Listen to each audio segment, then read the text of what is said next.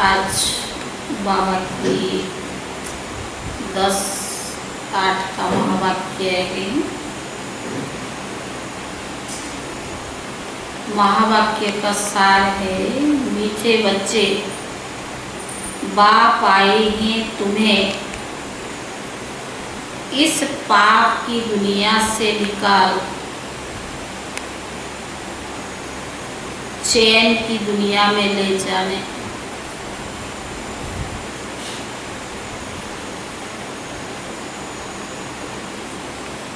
बाप आए हैं तुम्हें इस पाप की दुनिया से निकाल चैन की दुनिया में ले जाने।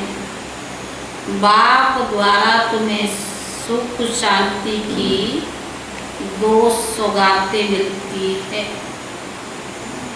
बाप द्वारा तुम्हें सुख शांति की 2 सौगातें मिलती है। प्रश्न है, सारी दुनिया में सच्ची सच्ची नॉन्स को, सारी दुनिया में सच्ची सच्ची नॉन्स तुमको, सच्ची नॉन्स किससे कहेगी?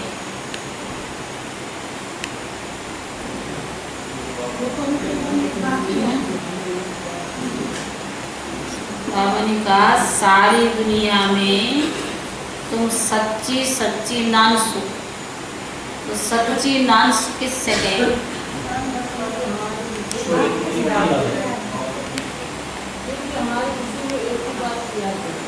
एक बात की याद जो सदा नॉन बट। बाबा ने दुनिया में भी भक्ति मार्ग में भी भले आध्यात्मिकता को और मानते हैं, लेकिन लोगों की मान्यता है। और दुनिया में भी अगर एक शादी करते हैं तो दूसरी की तरफ नजर नहीं जाता है, इतनी मान्यता है ना। और यही सब रस्म रिवाज कहाँ से चलता है? संगम युग से ही शुरू हो।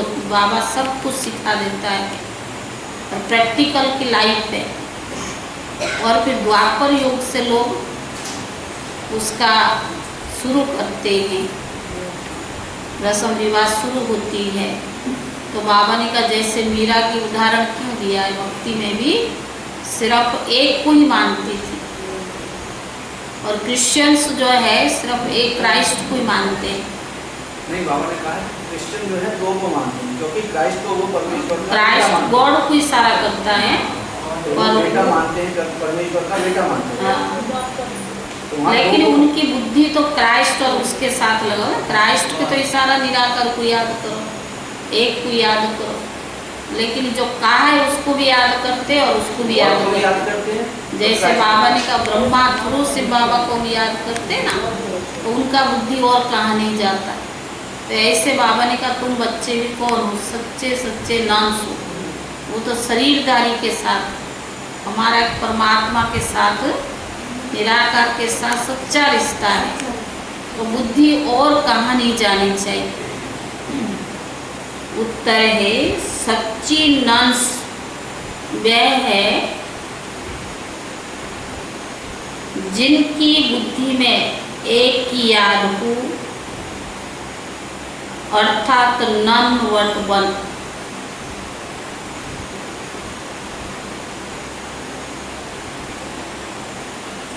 वह अपने को भले नॉन्स कहलाती है,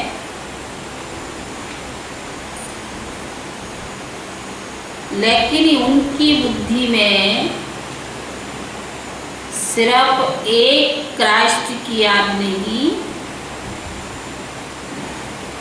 लेकिन उनकी बुद्धि में सिर्फ एक क्राइस्ट की याद नहीं, क्राइस्ट को भी गॉड का बच्चा कहेंगे। क्राइस्ट कौन है? गॉड का बच्चा है। तो उनकी बुद्धि में 2 है और तुम्हारी बुद्धि में एक बाप। वो क्राइस्ट को भी याद करते और गॉड को भी याद करते हैं। और बाबा ने कहा तुम्हारी बुद्धि में दो है, ते उन एक है, इसीलिए तुम सच्ची सच्ची नंस। तुम्हें बाप का फरमान है पवित्र रहना। पवित्र रहना सिर्फ ब्रह्मचर्य व्रत को पालन करना नहीं, पवित्र रहना माना एक के साथ बुद्धि हो। थोड़ा थोड़ा खुद से आगे करो, पीछे वाला आ नहीं सकते, थोड़ा आगे करो। पवित्र तुम्हें बाप का फरमान है पवित्र रहना, माना मनसा वाचा कर्मणा एक बाप के सिवाय बुद्धि और काम ना जाए। गीत है इस पाप की दुनिया से कहीं दूर ले जाए। ओम शांति। मीठे मीठे रूहानी बच्चों ने गीत सुना। किसने सुना? आत्माओं ने। आत्मा को परमात्मा नहीं कहा जा सकता, मनुष्य को भगवान नहीं कह सकते। अच्छा अभी तुम ब्राह्मण हो, तुमको अभी देवता नहीं कहा जाता है। अभी तुम कौन हो? ब्राह्मण। तुम्हें देवता नहीं कह सकते। ब्राह्मणों को भी देवता नहीं कहा जा सकता। भले कहते ब्रह्मा देवताए नमः, विष्णु देवताए नमः, परंतु ब्रह्मा और विष्णु में बहुत फर्क है। वो पुरुषार्थी है और वो संपन्न स्टेज है। विष्णु को देवता कहा जाता है, ब्रह्मा को देवता नहीं कह सकते हैं, क्योंकि वह है ब्राह्मणों का बाप। ब्राह्मणों को देवता नहीं कहा जा सकता। अब ये बातें कोई मनुष्य को समझा नहीं सकते, भगवान ही समझा सकते। मनुष्य तो अंधश्रद्धा में जो आता है सो बोल देते हैं। अभी तुम बच्चे समझते हो, रूहानी बाप हम रूहानी बच्चों को पढ़ा रहे हैं, तो अपने को आत्मा समझना चाहिए। अहम आत्मा यह शरीर लेती है। अहम आत्मा ने 84 जन्म लिए हैं। जैसे जैसे कर्म करते हैं वैसे वैसे शरीर मिलता है। शरीर से आत्मा अलग हो जाती है, फिर शरीर से प्यार नहीं रहता। शरीर छोड़ते तो शरीर को कोई प्यार थोड़ा करता है। आत्मा से प्यार रहता है। आत्मा में भी प्यार तब है जब आत्मा शरीर में है। पितरों को मनुष्य बुलाते हैं, शरीर तो उनका खत्म हो गया, फिर उनकी आत्मा को याद करते हैं, इसलिए ब्राह्मणों को बुलाते हैं। कहते फलानी की आत्मा आओ, ये भोजन आकर खाओ। गोया आत्मा में मोह रहता है, परंतु पहले शरीर में मोह था, वह शरीर याद आता था। ऐसे नहीं समझते कि हम आत्मा को बुलाते हैं। आत्मा ही सब कुछ करती है। आत्मा में अच्छे व बुरे संस्कार रहते हैं। पहले पहले है देह अभिमान, उसके बाद आता है विकार।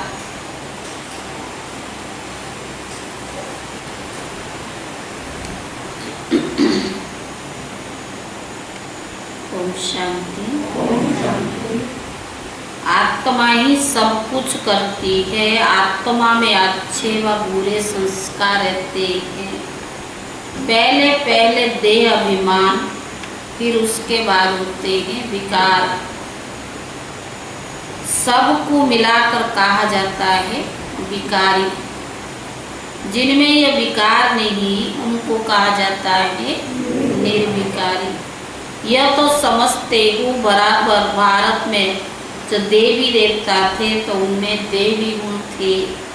ये लक्ष्मी नारायण की देवी देवता धर्म है। जैसे क्रिश्चियन धर्म में मेल अथवा फीमेल सब क्रिश्चियन। यह भी कहा जाता है देवी देवता, राजा रानी प्रजा सब देवी देवता धर्म के हैं। यह बहुत ऊंचा सुख देने वाला धर्म है। तो बाबा ने कहा, बच्चों ने गीत भी सुना। ये आत्मा ने कहा कि बाबा ऐसी जगह ले चल जहाँ मुझे सुख चैन और शांति हो। वह तो है सुख धाम और शांति धाम है। यहाँ तो मनुष्य बड़े बेचैन है। तो बाबा ने कहा सतयुग में बेचैनी नहीं होती है, वहाँ सुख शांति और चैन है। आत्मा जानती है बाबा बिगर कोई भी चैन की दुनिया में नहीं ले जा सकते। बाबा कहते मुक्ति और जीवन मुक्ति दो सौगाते मैं कलप कलप लाता हूँ, परंतु तुम भूल जाते हो ड्रामा में भूलना ही है। सब भूल जाए तब तो मैं आऊँ। अभी तुम ब्राह्मण बने हो, तुमको निश्चय है कि हमने 84 जन्म लिए हैं। जो पूरा ज्ञान नहीं लेते वो कितना जन्म ले। तो बाबा ने कहा जो पूरा ज्ञान उठावे वही पहले नई दुनिया में आएंगे। त्रेता व त्रेता के अंत में आ जाए, सारा मदार है पुरुषार्थ पर। सतयुग में तो जो पूरा ज्ञान धारणा जो अवस्था कर्मातीत अवस्था बनाकर जाते हैं वो आएंगे। बाकी जो थोड़ा लिया आए नहीं आए, तो बाबा ने का सारा मदार किस पर है? पुरुषार्थ पर। सतयुग में सुख था तो इन लक्ष्मी नारायण का राज्य था। इन लक्ष्मी नारायण का राज्य था। अच्छे इनके अगले जन्म में कौन थे? हाँ?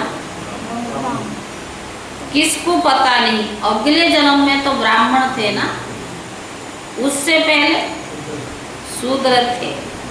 वर्ण पर भी तुम अच्छी रीति समझा सकते हो। अभी तुम समझते हो 21 जन्मों के लिए चैन पाएंगे। बाबा हमको रास्ता बता रहे हैं। अभी हम पतित है इसलिए हम बेचैन है, दुखी है। जहाँ चैन हो उसको सुख शांति कहेंगे। तो अब बच्चों की बुद्धि में आदि मध्य अंत का ज्ञान है।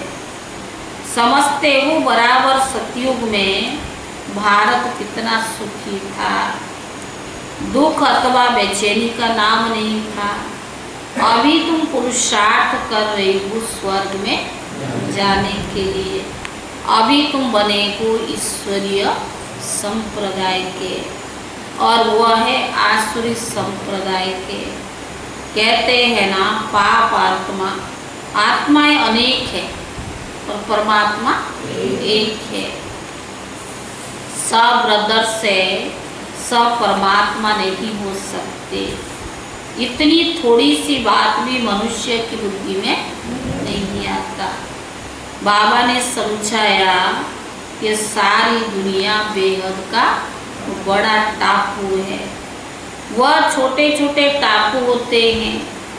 इस बेहद के टापू पर रावण का राज्य है।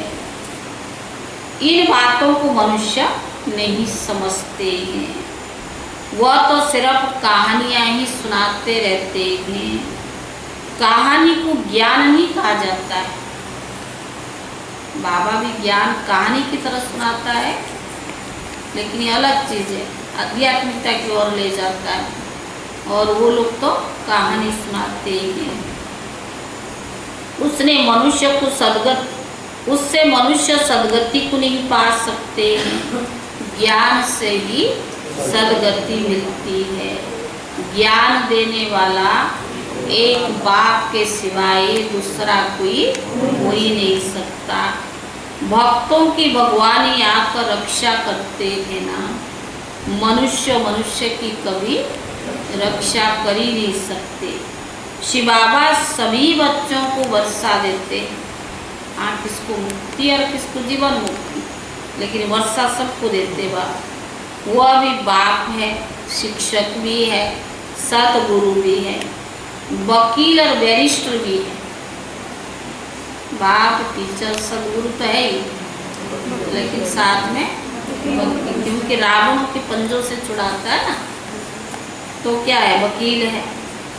बावन का वकील और बैरिस्टर भी है, क्योंकि जमघटों की सजाओं से छुड़ाने वाला है ना। सतयुग में कोई भी जेल नहीं जाएगा। बाप सबको जेल से छुड़ा कर ले जाते हैं। बच्चों की सर्वश्रेष्ठ मनोकामनाएं अभी पूरी करते हैं। रावण द्वारा अशुद्ध कामनाएं पूरी होती है, तो बाबा ने कहा बाप द्वारा शुद्ध कामनाएं पूरी होती है। शुद्ध कामनाएं पूरी होने से तुम सदा सुखी बन जाते हो। अशुद्ध कामना है पतित विकारी बनना। पावन रहने वाले को ब्रह्मचारी कहा जाता है। तुमको पवित्र रहना है, पवित्र बनकर पवित्र दुनिया का मालिक बनना है। पति से पावन एक बाप ही तो बनाते हैं ना। साधु संत आदि सब विकार से ही पैदा होते हैं। देवताओं के लिए ऐसे थोड़ी कहेंगे, वहाँ विकार होता नहीं, वह है कि पावन दुनिया। लक्ष्मी नारायण संपूर्ण निर्विकारी थे। भारत पवित्र था, यह तुम बच्चे अभी समझते हो। सतयुग में प्यूरिटी थी, तो पीस पास प्योरिटी थी, सब सुखी थे। रावण राज्य जब से हुआ तब से गिरते आए। अभी तुमको कोई काम, अभी तो कोई काम के नहीं रहे, एकदम कौड़ी मिसल बन गए। और फिर हीरे मिसल बाप द्वारा बनते हो। भारत जब सतयुग था तो हीरे जैसा था, अब तो कौड़ी मिसल भी नहीं है। अपने धर्म का किसको भी पता नहीं पड़ता है, पाप करते रहते हैं। वहाँ तो पाप का नाम नहीं होता। सतयुग में तुम देवी देवता धर्मों के नामी ग्रामी हो। देवताओं के ढेर चित्र है, और धर्म में देखेंगे एक ही चित्र रहता है। क्रिश्चियन के पास एक ही क्राइस्ट का चित्र होगा, बौद्धियों के पास एक बौद्धि का होगा।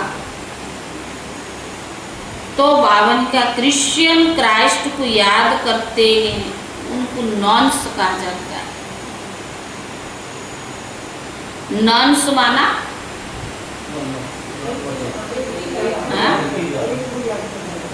सिवाय एक के और कोई नहीं, इसीलिए कहते नन वट क्राइस्ट। बाबा ने कहा ब्रह्मचारी रहते हैं, तुम भी सच्ची नॉन्स।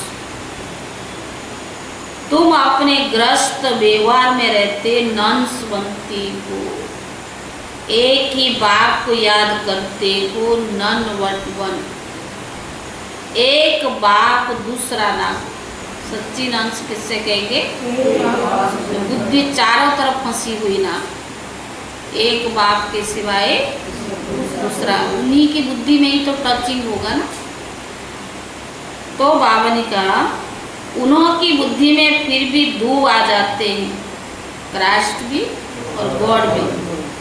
क्राइस्ट के लिए भी समझेंगे, वो भी गॉड का बच्चा था, परंतु उनको गॉड की नॉलेज नहीं है।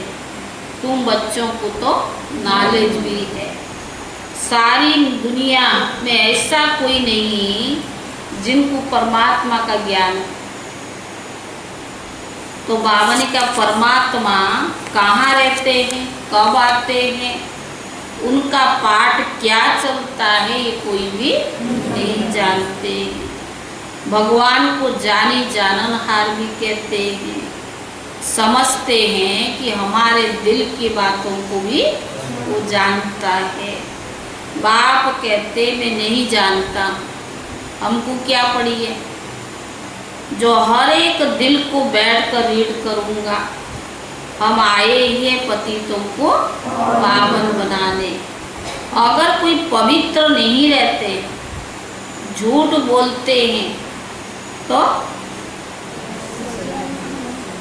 अपना ही तो नुकसान करेंगे ना। गाया हुआ है देवताओं की सभा में असुर जाकर बैठते थे, वहाँ अमृत बांटा जाता था। कोई विकार में आकर छिप कर भी आए बैठे तो वो भी असुर हुए ना। अगर कोई विकार में गए और आके छुप कर बैठे तो है तो असुर ना। तो बाबा ने कहा आप ही अपना पद भ्रष्ट कर देंगे। हर एक को अपना पुरुषार्थ करना चाहिए, नहीं तो अपना ही सत्यानाश खुद करते हैं। अगर पुरुषार्थ नहीं करते हैं तो अपना ही सत्यानाश करते हैं। बहुत है जो ऐसे भी छिप कर बैठ जाते हैं। कहते हैं हम विकार में थोड़ी जाते विकार में छिप कर बैठ जाते। कहते हम विकार में थोड़ी जाते हैं, परंतु विकार में जाते रहते। गोया अपने को ठगते, भगवान को थोड़ी ठग रहे। किसको ठगते हैं? अपने को ठगते हैं। तो बाबा ने कहा आप ही अपना सत्यानाश करते हैं। परम पिता परमात्मा जिसका राइट हैंड धर्मराज है, उनके आगे भी झूठ बोलते रहते हैं। खुद ही दंड के भागी बन पड़ते हैं। बहुत सेंटर्स में भी ऐसे बहुत होते हैं, विकार में जाते हैं और कहते हैं विकार में नहीं जाते, छुप कर बैठते हैं, है तो असुर ना। तो बाबा ने कहा ऐसे बहुत रहते हैं। बाबा जब पहली बार दिल्ली में गया था तो रोज एक आता था और विकार में भी जाता रहता था। पूछा जाता था कि जबकि पवित्र नहीं रहते हो तो यहाँ क्यों आते हो? कहता था आऊँगा नहीं तो निर्विकारी कैसे बनूंगा। पवित्रता अच्छा लगती है परंतु रह नहीं सकता। आखिर तो कभी ना कभी सुधर तो जाऊंगा, नहीं आऊंगा तो और बेड़ा गर्क हो जाएगा और कोई रास्ता नहीं है, इसीलिए यहाँ आना ही पड़ता है। बाप समझाते तुम वायुमंडल खराब करते हो, कहाँ तो कैसे आते रहेंगे। पावन बनते हैं, उनको पतितों से घृणा भी आती है। कहते बाबा इनका हाथ का खाना अच्छा नहीं लगता है। बाप ने युक्ति बताई, खान पान की खिटखिट होती है। ऐसा तो नहीं कि नौकरी भी छोड़ देंगे, फिर युक्ति से चलना भी होता है।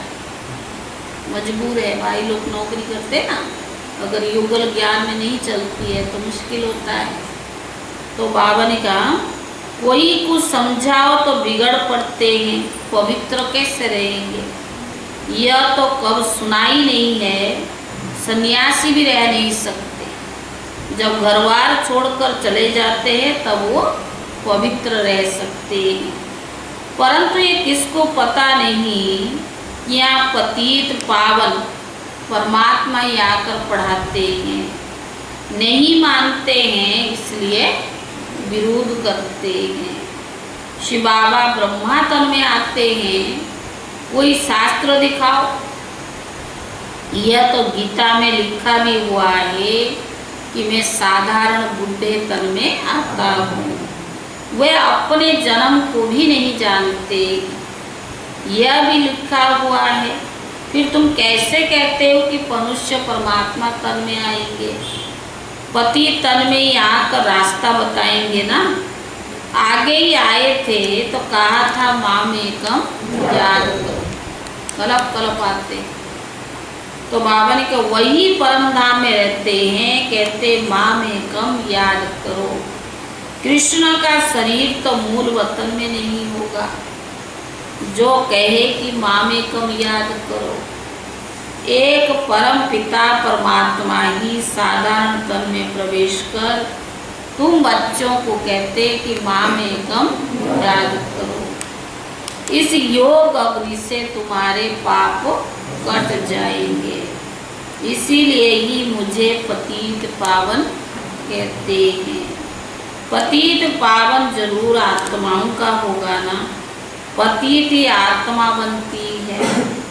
बाप कहते तुम पवित्र आत्मा 16 कला संपूर्ण थी, अभी तो कला बिल्कुल ही, अभी तो 9 कला बिल्कुल ही पतित बन गए हो। मैं कलप कलप आकर तुम बच्चों को समझाता हूँ। तुम काम चिता पर बैठ पतित बन जाते हो, फिर तो ज्ञान चिता पर बिठाकर तुमको पावन बनाता हूँ। भारत में पवित्र प्रवृत्ति मार्ग था, अभी अपवित्र प्रवृत्ति मार्ग है, किसको भी चैन नहीं है। अब आप कहते दोनों ज्ञान चिता पर बैठो। हर आत्मा को अपने अपने कर्म के अनुसार ही शरीर मिलता है। ऐसे नहीं कि दूसरे जन्म में वही पति पत्नी आपस में मिलेंगे, ऐसा नहीं, इतनी रेस कर ही नहीं सकते। यह तो पढ़ाई की बात है ना। अज्ञान काल में भी हो सकता है, आपस में बहुत प्रेम है तो उनकी मनोकामनाएं भी पूरी हो सकती है। वह तो पतित विकारी मार्ग है, पति के पीछे पत्नी चिता पर भी बैठ जाती है, दूसरे जन्म में जाकर उससे मिलती है, परंतु दूसरे जन्म में उनको थोड़ी मालूम पड़ेगा। अगर उसके पीछे मर भी गए तो दूसरे जन्म में थोड़ी मालूम पड़ेगा वही पहले वाला पति है। तुम भी बाबा के साथ भक्ति का माना अज्ञान काल और ज्ञान मार्ग में बाबा कैसे मिलाता है। वो पत्नी को अपनी पति से इतना प्रेम होता, अगर पति मरता तो उसके चिता पर मरने को तैयार है। तो यहाँ बाबा क्या कहता है, बाबा ने कौन सा चिता दिया, ज्ञान चिता। तुम भी बाबा के साथ ज्ञान चिता पर चढ़ते हो, ये छीछी शरीर छोड़कर चले जाएंगे। तुमको ये मालूम है, उनको तो नहीं रहता कि हम आगे जन्म में भी ऐसे थे। तुमको भी बाद में वहाँ ये बातें याद नहीं रहेगी। अभी तुम्हारी बुद्धि में एम ऑब्जेक्ट, सतयुग में याद रहेगा कि हम आपस में थे या वो थे, कुछ नहीं याद रहेगा। मम्मा बाबा लक्ष्मी नारायण बनेंगे, विष्णु है देवता, प्रजापिता ब्रह्मा को देवता कह नहीं सकते। ब्रह्मा सो देवता बनते हैं और ब्रह्मा सो विष्णु और विष्णु सो ब्रह्मा बनते हैं। यह तुम बच्चों ने अभी समझ लिया, बाबा के बनने के बाद समझ लिया। अभी तुम जानते हो चैन सिर्फ स्वर्ग में ही होता है। कोई मरते हैं तो कहते स्वर्ग गया, अर्थात चैन में गया, बेचैनी पतित रहते हैं। बाबा फिर कहते हैं अपने को आत्मा समझकर बाप को याद करो तो विक्रम विनाश हो जाएंगे। बाकी ये डिटेल की समझने की बातें। बाप नॉलेजफुल है तो तुमको भी अपने जैसा नॉलेजफुल बनाएंगे ना। बाप की याद में तुम सतो प्रधान बनेंगे। यह आत्माओं के रहस्य, जो जास्ती याद करेंगे वह, जो बाबा को अभी जास्ती याद करेंगे वो बाबा ने कहा वह जल्दी बनेंगे। यह है योग और पढ़ाई की रेस। स्कूल में भी तो रेस होती है ना, ढेर स्टूडेंट होते हैं, उनमें से जो नंबर 1 निकलते हैं उनको ही स्कॉलरशिप मिलती है। एक ही पढ़ाई लाखों करोड़ों आत्माओं के लिए होती है, तो इतने स्कूल भी तो होंगे ना। अब तुमको पढ़ाई पढ़नी है, सबको रास्ता बताना है, अंधों की लाठी बनना है, घर घर में बाबा का पैगाम पहुंचाना है। अंधों की लाठी बनना है, घर घर में बाप की पैगाम पहुंचाना है। अच्छा मीठे मीठे सिखिले दे बच्चों प्रति माता पिता बाप दादा का याद प्यार और गुड मॉर्निंग। रूहानी बाप की रूहानी बच्चों को नमस्ते। रूहानी बच्चों की तरफ से रूहानी बाप दादा को याद प्यार और नमस्ते।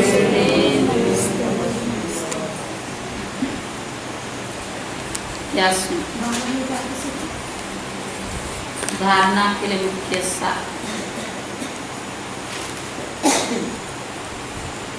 पहला है अब अशुद्ध कामनाओं का त्याग कर शुद्ध कामनाएं रखनी है।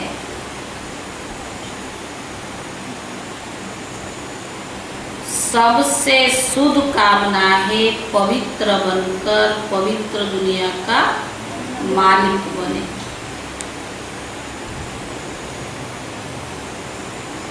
सबसे शुद्ध कामना है पवित्र बनकर पवित्र दुनिया का मालिक बने। कोई भी भूल को छिपाकर अपने आप को ठगना नहीं। कोई भी भूल को छिपाकर अपने आप को ठगना नहीं है। धर्मराज बाप से सदा सच्चा रहना है।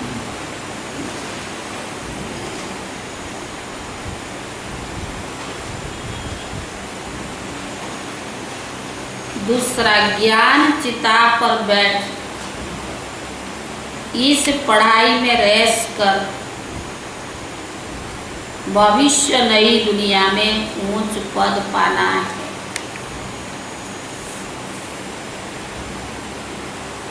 ज्ञान चिता पर बैठ इस पढ़ाई में रेस कर भविष्य में नई दुनिया में ऊंच पद पाना है। योग अग्नि से विकर्मों के खाता को दग्ध करना है।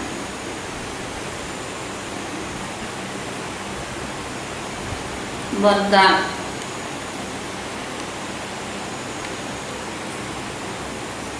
सत्यता की महानता द्वारा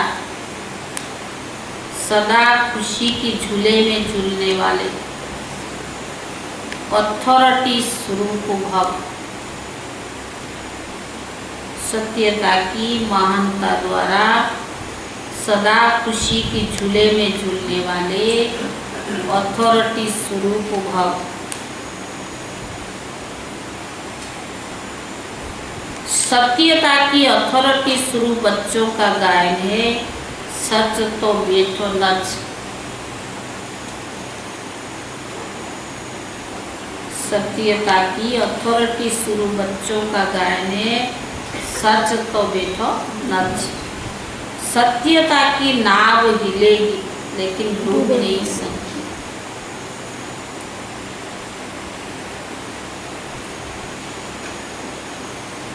आपको भी कोई कितना भी हिलाने की कोशिश करे,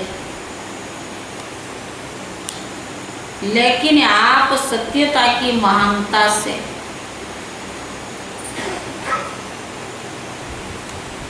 और ही खुशी के झूले में झूलते रहो।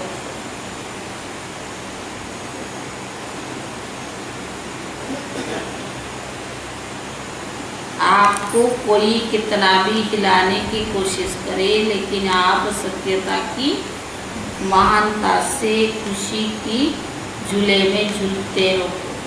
वो आपको नहीं हिलाते, लेकिन आपके झूले को हिलाते। झूला में बैठने से आनंद आता है।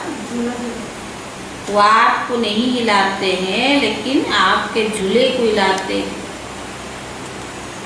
यह हिलाना नहीं, लेकिन ये झूलना है, झुलाना है। ये हिलाना नहीं, लेकिन झुलाना है। इसीलिए आप उन्हें धन्यवाद दो। क्या समझो? मुश्किल है। सदैव ही आपके विघ्न रूप है, और आप उनको, आप ये थोड़ी समझे हिला ही नहीं रहा है, झुला ही रहा है। तो आप क्या उसको धन्यवाद दो कि आप झुलाओ और हम बाप के साथ झूले। परिस्थिति आती तो बुद्धि बाप के पास जाता है।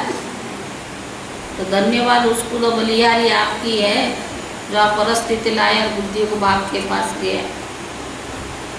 आप झुलाओ और हम बाप के साथ झूले। स्लोगन: सर्व शक्तियों की लाइट सदा साथ रहे तो माया समीप आ नहीं सकती।